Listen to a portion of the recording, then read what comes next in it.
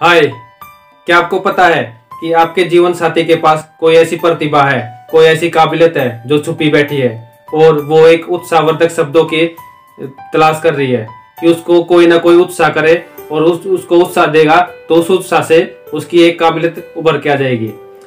ऐसे ही हम में और हमारे जीवन साथियों के अंदर कुछ ना कुछ ऐसी काबिलियत होती है जो सिर्फ दबी रहती है, किसी ना किसी संकोच की वजह से दबी रहती है और उसको किसी ना किसी उत्साह की जरूरत रहती है। तो क्यों ना उस उत्साह का कारण आप ही बने और आप अपनी वाइफ के या अपने हस्बैंड के कुछ ऐसे कामों को देखें जो उसमें उसकी रुचि हो और उसको काम वो अच्छे से ना कर पा रही हो, तो उसको एक उत्साहवर्धक शब्दों से आप उसके काम को और भी अच्छा बना सकते हैं। जैसे कि एक बार एक लेडीज बहुत अच्छा पत्र लिखती थी और कॉलेज के टाइम में उसने अपने लेटर लिखने स्टार्ट कर दिए, अच्छी अच्छी कविताएं लिखती थी, नोट्स लिखती थी।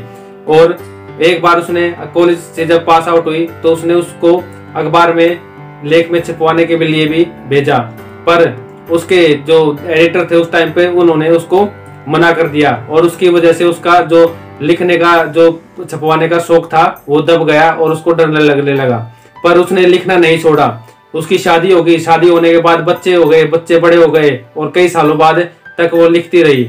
अब उसको फिर से लिखने का एक दोबारा शौक चढ़ गया था और वो फिर पत्र लिखने लगी और उन पत्रों को बहुत अच्छे और बहुत बेहतरीन तरीके से लिखती थी। एक दिन उसके हस्बैंड ने उसके पत्रों पर गौर किया और वो पढ़ रहा था। जब वो अपनी वाइफ के पास गया और उससे बोला कि देखो, मैं तुम्हें परेशान नहीं करना चाहता, तुम जो काम कर रही हो करते रहो, पर मैं ये जरूर कहना चाहूंगा जो तुमने पत्थर लिखे हैं वो बहुत ही बेहतरीन पत्थर है, क्या तुम उनको अपनी पत्रिकाओं में छपवाना चाहोगी? तो उसने बोला नहीं, मैंने पहले एक बार प्रयास कर चुकी हूँ और वो विफल हो चुके हैं। तो इसी तरीके से वो दबी हुई थी और उसके हस्बैंड ने बोला एक बार और ट्राई करो, अगर तुम्हारी इच्छा हो तो तुम एक बार देख सकते हो, क्योंकि ये बहुत ही बेहतरीन है, बहुत ही अच्छी तरीके से लिखे गए हैं और इनमें जो लिखी हुई बातें हैं वो ऐसी बातें हैं कि उनको पढ़ते पढ़ते सारी तस्वीरें सामने एकदम आ जाती है और उन तस्वीरों से ही सब कुछ नजर आने लग जाता है। तो आपके शब्द बोलते हैं, उसके पति ने बोला। तो उसकी वाइफ ने एक बार तो सोचा कि ये बात तो कह रहे हैं, पर उसकी वाइफ फिर उस टाइम पे चली गई वहां से।